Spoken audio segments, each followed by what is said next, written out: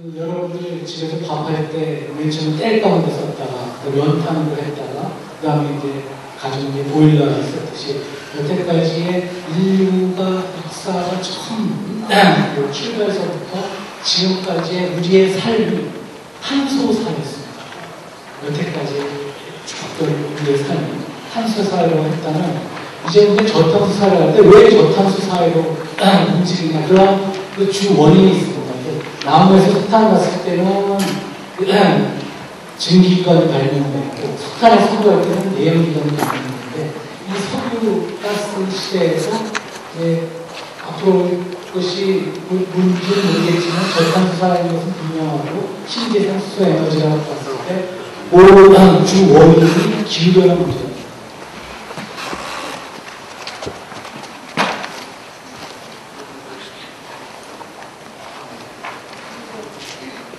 감사합니다.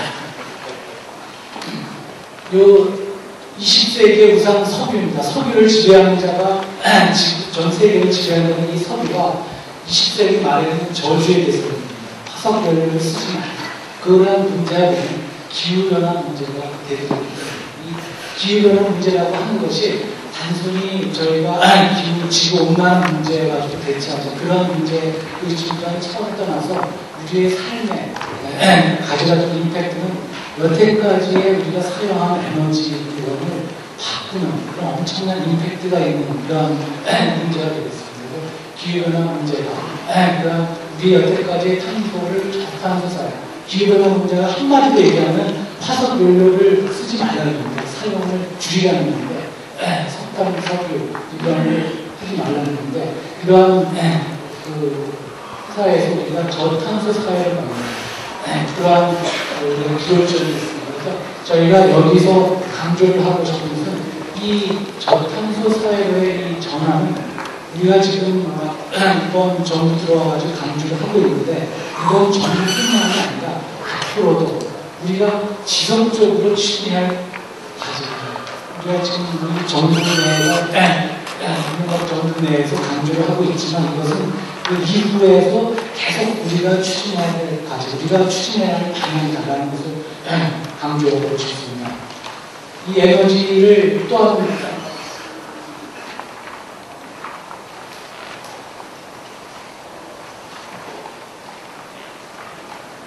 죄송합니다.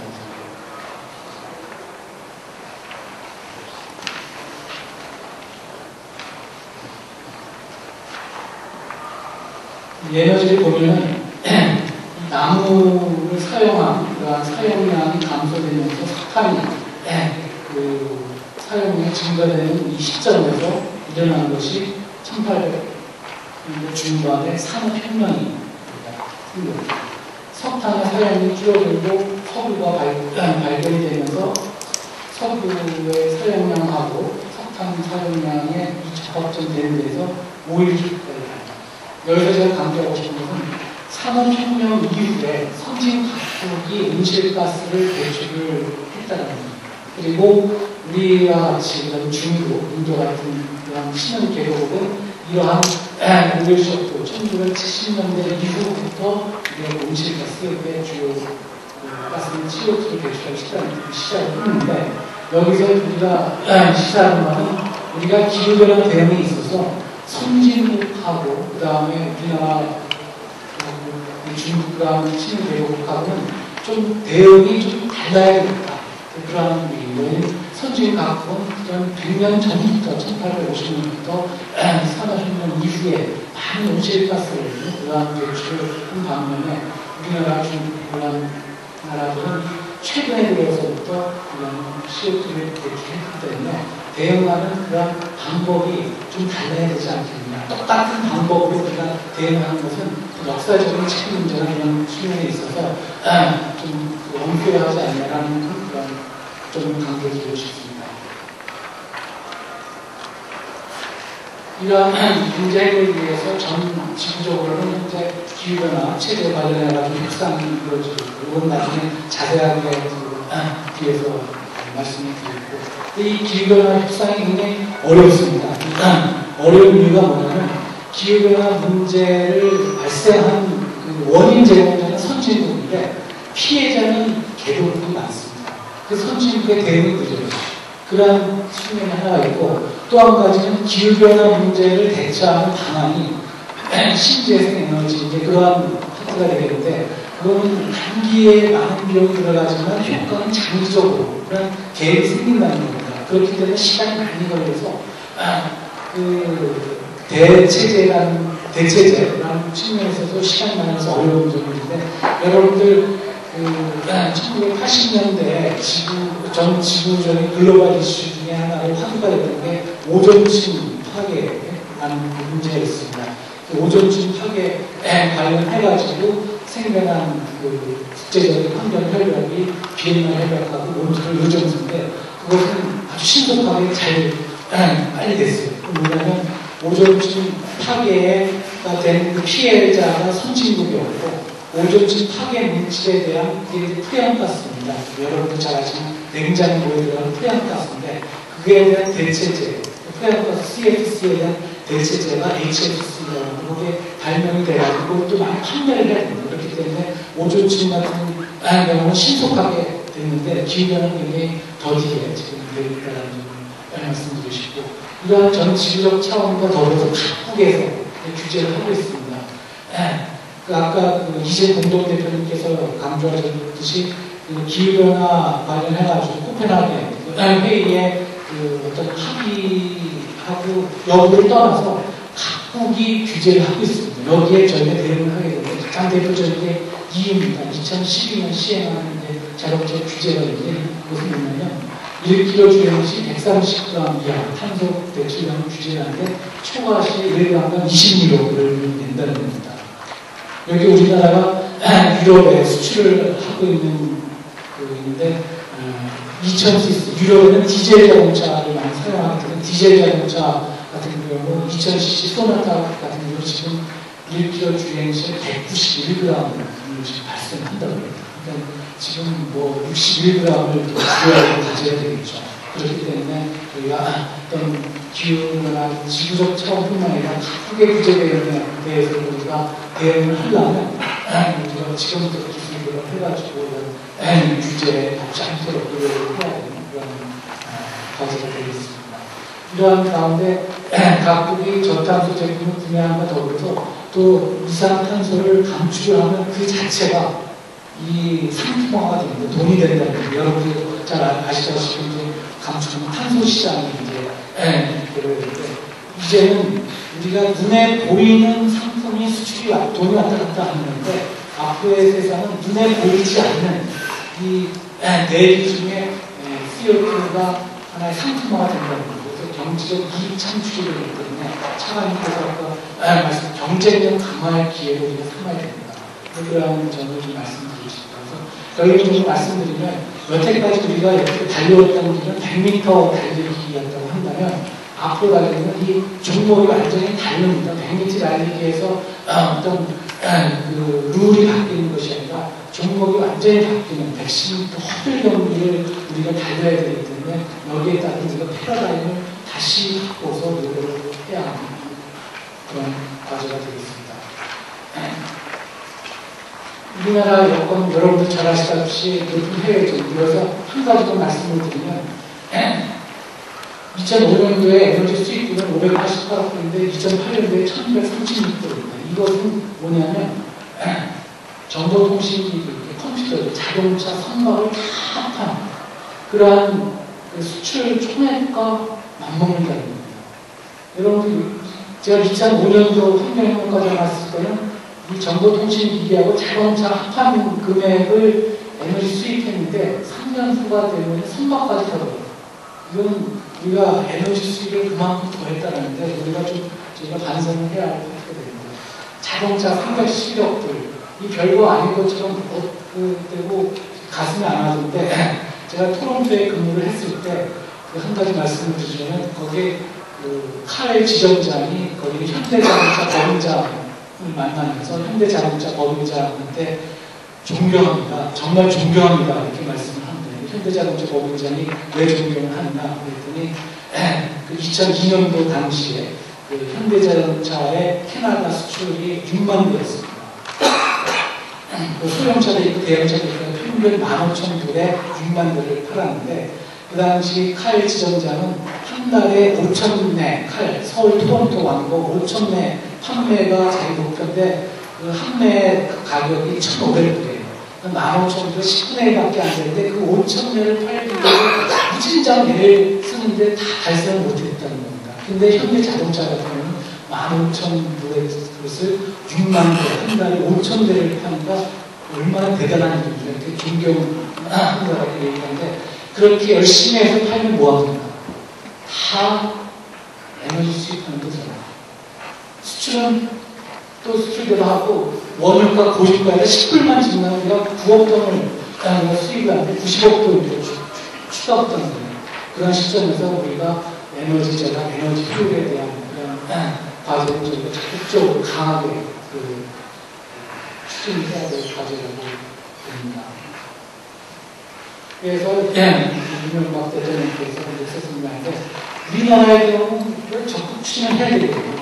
우리는 기후변화 문제, 저탄소 사회의 전환의 핵심은 화석 연료에 대한 유전을 감사하는데 우리나라가 석탄소를 석유 안 나옵니다. 자원 빈도입니다. 화석 연료가 안 나는데 화석 연료 쓰지 말라는 그런 정책보다는 저희가 포기가 됐죠.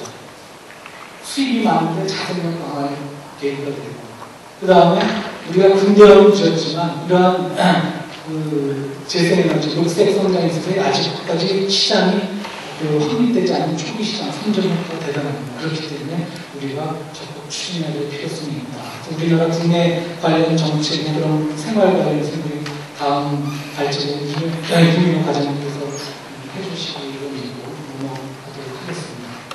그래서 기후변화 문제 간단하게 말씀드리겠습니다. 기후변화 원인은 이 태양열이 반사하는 것을 막는 온실가스, 이게 우리 그린하우스 이펙트라고 그러죠. 그러한 에너지 반사가 곤란되기 때문에 지구온난화 효과가 되는데 지난 100년 동안 0.74로 올라갔습니다. 그대로 지금 같은 상황이면 분쇄량은 6.4도. 그래서 지금 저희의 장기적인 목표는 2050년까지 2도씩 이미 상승이 필요하다는 그런 모습으로 저희는 지금 수정되고 있습니다. 기후변화의 영향 여러 가지 있습니다. 기상재, 빙하에서 핵심들이 건강인데 이러한 피해에 대해서 우리가 감축하려는 노력을 하는 것은 GDP의 1%인데 이런 대책이 없을 때 피해의 경우는 GDP의 5에서 20%까지다. 그런 것이 2002년도 스탠보버드에서 나왔습니다. 이게 기후변화의 경제의 표시라고 할 수가 있는데 그렇기 때문에 지금 비용을 절감을 하려면 어떻게 해야 돼요? 액트 나오고 지금 행동을 해야 된다. 지금 비용을 조금 든다 하더라도 한반도에서는 특히 아까 전 세계는 지난 100년간 0.74도 올라갔다고 하는데 한반도는 1.5도 올라갔어요. 2배 올라갔습니다. 놀라운 사실입니다. 한반도에서 품어내는 모습만 이건 좋은데 왜 한반도 기온이 높은지 아세요? 100년 동안 이것이 좋은데 우리 한국 사람은 열을 빨리 받았어요. 열이 빨리 받아서 온도가 올라갑니다. 근데 이거에 관해서 관련 정책 하시는 분들 걱정은 안 합니다.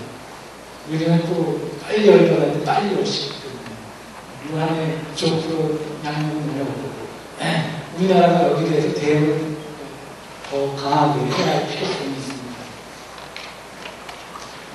이러한 기후변화 관련해가지고 국제적으로는 92년도에 기후변화가 하나의 모법이 되어 있습니다. 97년도에 교토정서가 채택됐는데 이 모법 하에서 지구온난화의 역사적인 책임이 있는 선진국가, 부속서 일국가의 선진국가인데 선진국가가 기간이 정해져 있습니다. 2008년에서 12년까지 90년 기준으로 5.2% 감축을 합니다. 이게 지금 교토 의정서가 채택이 돼서 기준이 되고 발효가 돼서 지금 시행이 되는 거죠. 그로부터 10년 후에 인도 발리에서 발리 액션 플랜이 채택이 됐어요. 이건 뭐냐면 선진국만의 노력 갖고는 기후변화 대체에 미흡하다. 왜냐하면 중국, 인도 나중에 이제 통계가 나오겠지만 개도국들도 많이 배출하기 때문에 선진 계획은 모두의 감축 행동이 필요하다라는 합의를 했습니다. 관리행동부에. 여기에 합의할 때 개도국이 전제 조건하는 것은 선진국의 지원하에 개도국의 감축 행동을 한답니다. 그래서 2012년 교토정선은 2012년까지 규정되어 있는데 2012년 이후에 포스트 2012의 협상은 2009년까지 진행되는데 이게 2009년 11월에 개최된 코펜하겐까지 협상 시간을 둔 겁니다. 그래서 저희가 협상을 하고 있고요. 기획을 하고 우리나라는 여기에 그 부속서 있고 왜냐하면 90년 기준으로 했을 때 우리나라는 대출이 많지 않았습니다. 그렇기 때문에 그 당시에 부속서 1국가로 속해 있지 않았고요. 교토정서가 97년에 체결됐는데 여기서 주목할 것은 미국 2001년도에 비준을 거부했다. 부시 행정부, 그 전에 클린턴 행정부 할 때는 굉장히 고하고 있었고, 환경 문제에 있어서 굉장히 적극적으로 추진했는데, 이 부시 대통령이 집권하면서 부시 대통령의 배경이 그 텍사스 석유 가문입니다. 그렇기 때문에 여러 가지 논리에 의해서 교토정서에 결국 비준이 됐었어요. 미국으로서는 잃어버린 8년이나 기간을 대응해서 이거에 대한 결과는 뭡니까? 미국의 빅3를 몰라요. 산업경쟁력이 가속되고 있습니다. 우리 이걸 알고 우리가 방향을 정책을 잘못했을 때 나오는 결과 우리가 절벽으로 가서 열심히 가야 되냐 아니면 평지로 가야 되냐 그러한 그 정책의 실패로 인한 결과에 대해서 이게 또 금융위기까지도 막고 그게 극명하게 그려진 사례라고 할 수가 있습니다. 러시아가 비준을 해가지고 가까스로 미국이 비준을 거부했기 때문에 러시아가 비준을 해야지 교토정서가 발효가 됐습니다. 왜냐하면 교토정서 발효 요건이 부속서 1국가가 배출하는 온실가스의 55% 이상이 돼야지 발효가 되는데 미국, 러시아가 비준 안 하면 교토정서가 발효가 안 되게 돼 있어요. 2001년에 미국이 비준을 안 하니까 온 세계의 관심은 러시아로 좀 쏠렸습니다. 미국에 많이 거물해지고 하지만 러시아에서 산을 가스 최대 생산하고 있는데 그러나 결국 러시아는 EU하고 유럽과의 관계가 더 밀접하기 때문에 결국 비준에서 발효가 되는 거죠. 그와 더불어서 이 IPCC라고 가운데 플라이머 체인지가 있는데 이 IPCC의 공헌을 보면 기후변화에 대한 과학적 논쟁을 중시했다. 여러분들 기후변화 관련해가지고 여러 가지 썰이 많이 나옵니다. 지구 온난화가 되는 것이 아니라 지구가 쿨링이 된다. 그죠? 그다음에 지구 온난화가 되면 더 좋은 점이 있다. 여러 가지 흔드는 그런 여러 가지 그 그룹들이 있습니다. 그 그룹들의 배경은 다 이익집단이 있습니다. 거기에 대응해서 가장 중립적으로 인터가운먼털 패널 여러 가지 사심 없이 전문가가 들어와가지고 연구한 결과 지구온난화가 일어나고 있으며 그 지구온난화는 인위적으로 인간의 행위에 의해서 발생하는 것이다. 그래가지고 과학적 논쟁이 중심이 됐고 미국 정부가 올해 처음으로 과학적으로 근거가 있다고 인정을 했습니다. 그렇기 때문에 지금 계획되고 이 발리행동 계획을 저희가 채택했다고 그러는데 이 협상의 구도가 뭐냐면 선진 계획 대상의 기후변화 트랙이 있습니다. 그 다음에 교토정서 트랙 선진국 대상 협상 시간이 2009년이 되는데 이 두 트랙으로 지금 그 협상의 구도가 합의가 된 것이 발리행동 계획이고 주요 내용은 온실가스 감축은 일단 장기 비전은 2050년까지 얼마만큼 감축을 할 것인가 그리고 중기를 2020년까지 얼마만큼 감축할 것인가 그러한 논의를 하고 있습니다. 지금 논의가 되고 있는 2050년까지 50%인데 2020년까지는 아직 안 나와 있습니다. 그러면 IPCC 권고사항은 선진국 같은 경우는 90년대 25년에서 40 개도국 같은 경우는 BAU 해가지고 이제 평상시대로 그 배출하는 비즈니스 에스 유저리죠. 15에서 30%입니다. 우리나라가 지금 국내적으로 하고 있는 그 온실가스 준비 감축 발표 세 가지 시나리오가 다 여기에 포함되어 있죠. 1항이 BAU 대비 22%, 2항이 27%, 3항이 30% 되고 있습니다. 주요 온실가스 배출량을 보면 요거는 이제 2006년도입니다. 여기 2007년도가 되면 중국이 미국보다 앞서게 됩니다. 여기서 주목할 것은 안엑스 원 국가가 1990년에는 66.3%인데 2006년도에는 56%가 줄어들어요. 그 줄어드는 것이가 중국, 인도, 한국. 그죠? 중국 153% 증가했습니다. 인도 112%, 한국 107%. 그렇기 때문에 선진국에서 계속 동참해야 하는 얘기가 나오는 거죠. 그러나 우리가 주장하는 것은 동참을 하되 선진국가는 다른 뜻에서 해야 된다. 그러한 점이 되겠습니다. 역사적인 책임을 많이 묻고 있는데 그 역사적 책임이 과연 얼마나 되냐. 1850년에서 2000년까지 순서가 나뉘죠. 미국, 중국이 우리를 봅니다. 여기서도 마찬가지로 1850년 기준해가지고 했을 때는 선진국이 77%, 개도국이 22%인데 90년도 이후로 따지면 이게 바뀌어진 거예요. 선진국이 16%로 증가를 했죠.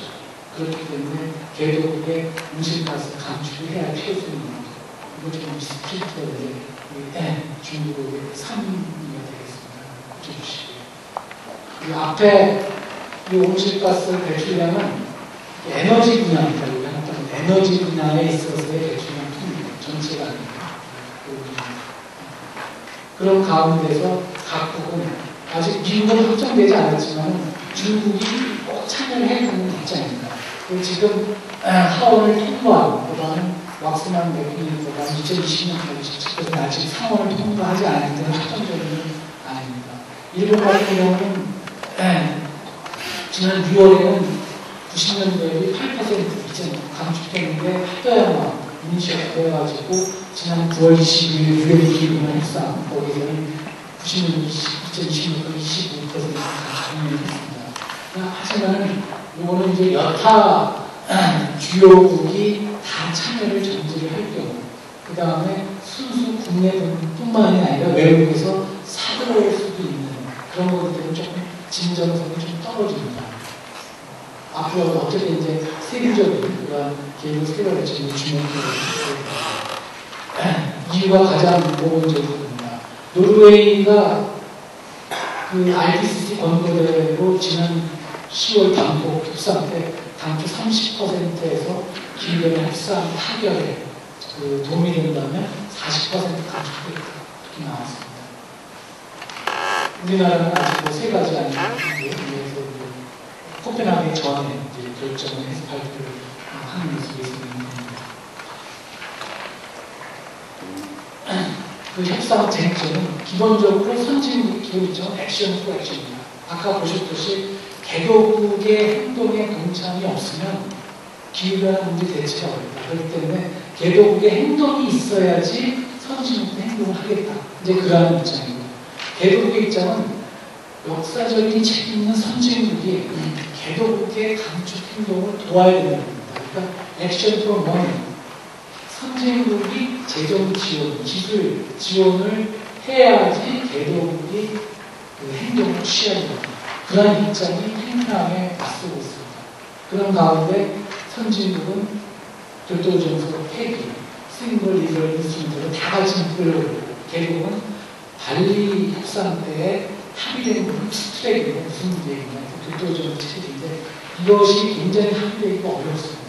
이제 그런 가운데서 개도국 같은 경우는 재원을 선진국 GDP 0.1까지 1% 추가를 해야 되는 하고 있고 거기에 있어서 협상을 정말 먼저 선진국이 이거는 기후변화 문제는 선진국이 초래하는 것같은 선진국이 리더십을 발휘해야 되는 데서 먼저 선진국이 재정 문제에 대해서 얼마만큼 지원을 해야 되고 하는 것이 해결의 실마리가 되겠습니다. 그리고 미국이 어떻게 하는지 지금 미국은 미국 내 입법하는 것을 그대로 기후변화 협상장에 갖고 와가지고 그대로 협상에 적용을 해야 되는데 이것이 굉장히 난관이 되겠죠.